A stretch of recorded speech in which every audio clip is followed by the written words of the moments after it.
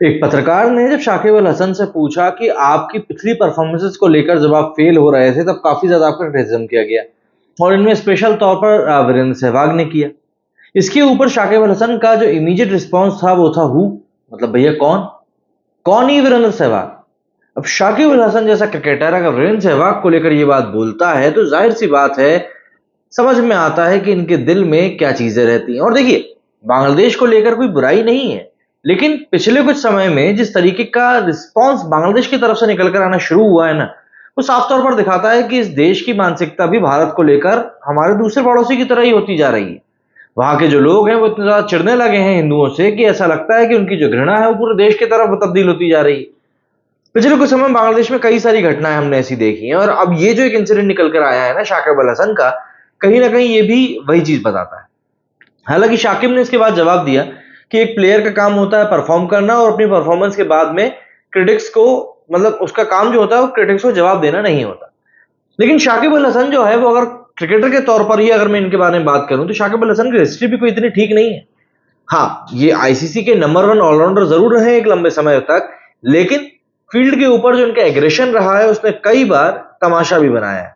चाहे वो अंपायर से भिड़ना हो, चाहे वो स्टंप्स को लात मारना हो या फिर चिल्ला चोट करना हो, आप कोई भी बात ले लीजिए, शाकिब अल हसन आपको हर एक तरह की घटिया विवाद में पड़ते हुए नजर आ ही जाएंगे। और ये भी कुछ वैसा ही है, ये सिर्फ और कुछ नहीं, आपकी हिड़स है और कुछ भी नहीं। अगर आप परफॉर्म नहीं करेंगे तो जाहिर सी बात है सवाल उठेंगे ही उठेंगे। हालांकि शाकिब अल हसन ने नीदरलैंड के खिलाफ उसके बाद 46 बॉल्स में 64 रन बनाए और टीम को 25 रन से जीत दिलाने में एक इंपॉर्टेंट रोल भी निभाया। बट भैया, जब परफॉर्म करोगे तो बात नहीं होगी, जब परफॉर्म नहीं करोगे तो बातें होंगी।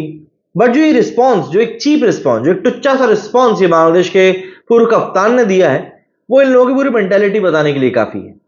दरअसल वीरेंद्र सहवाग ने साफ तौर पर कहा था कि अगर बांग्लादेश ने शाकिब अल हसन को एक्सपीरियंस के नाम पर इंक्लूड किया है तो वो एक्सपीरियंस दिखना भी चाहिए। लेकिन जैसी परफॉर्मेंस शाकिब अल हसन की है उससे इनकी एक्सपीरियंस तो कहीं से कहीं तक दिखाई भी नहीं देता। भैया, अब ऐसा तो है नहीं कि तुम हेडन या गिलक्रिस्ट हो कि शॉर्ट बॉल के ऊपर फुल शॉट मार लोगे।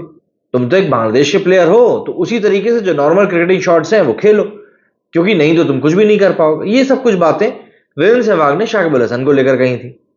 लेकिन शाकिब अल हसन ने शायद इन चीजों को कुछ ज्यादा ही नेगेटिव में ले लिया। वैसे अगर मैं सहवाग की भी बात करूं तो सहवाग और बांग्लादेश की हिस्ट्री भी काफी पुरानी जाती है। दरअसल 2007 में जब बांग्लादेश ने भारत को ग्रुप स्टेज में हरा दिया था और उससे इंडिया बाहर हो गया था वर्ल्ड कप से, उसके बाद से ये सब तूतू में चल रही है। इसके बाद 2011 के वर्ल्ड कप का जो ओपनिंग मैच था वो ढाका में होना था इंडिया और बांग्लादेश के बीच में। उस मैच में सहवाग ने 175 रन की पारी भी खेली थी और उस मैच के ठीक पहले सहवाग ने यह कहते हुए कंट्रोवर्सी खड़ी कर दी थी कि बांग्लादेश कोई ऐसी टीम नहीं है जो हमको टक्कर दे पाएगी, हम उनको कोई बहुत ज्यादा सीरियसली नहीं ले रहे। और उस मैच में सिर्फ सहवाग ने ही नहीं बल्कि विराट कोहली ने भी सेंचुरी मारी थी। मैं 2011 की बात कर रहा हूं। और वो मैच इंडिया ने एक तरफा तरीके से जीता था, कुल 350 के करीब का कोई स्कोर खड़ा किया था इंडिया ने और वो एक तरफा मुकाबला इंडिया ने जीता था। हालांकि बाद में कई सारे इंसिडेंट ऐसे आए हैं जब बांग्लादेश ने भी इंडिया को हराया, जैसे कि अभी कुछ समय पहले एक सीरीज हुई थी 3 मैचों की, उसमें 2-1 से बांग्लादेश ने इंडिया को हराया था। बट अगर हम मेजर टूर्नामेंट्स में बात करें तो बांग्लादेश इंडिया के सामने ज्यादा कुछ टिक नहीं पाता। एंड इसका सिंपल और प्लेन रीजन यही है कि ये लोग कुछ ज्यादा ही जल्दी खुशी मना लेते हैं। ऐसा ही एक इंसिडेंट हुआ था जब महेंद्र सिंह धोनी कप्तान हुआ करते थे, तब ये लोग 2-3 बॉल रहते हुए ही पूरी खुशियां मनाने लग गए थे, अरे हम तो जीत गए, अरे सर। और देखा तो आखिरी बॉल पे धोनी ने स्टंप आउट करके पूरा मैच निकाल दिया था इनके हलक के नीचे से। तो बांग्लादेश की अपनी एक हिस्ट्री रही है जो कि वो इंडिया के साथ जबरदस्ती की डेवलप करता जा रहा है, जबरदस्ती की उंगली कर रहा है और इसीलिए कहीं ना कहीं फिर उसको मुंह की खानी भी पड़ रही है। अब ऐसे में बांग्लादेश के पूर्व कप्तान रह चुके शाकिब अल हसन अगर इस तरह की बात करेंगे तो जाहिर सी बात है दकियानूसी बातें तो लगेंगी ही लगेंगी। और देखिए, सहवाग के कमेंट्स अगर इतने ही बुरे लग रहे हैं तो भैया जवाब मत दो। सहवाग का काम है वहां पर बैठ के कमेंट करना, आजकल वो है ही कमेंटेटर।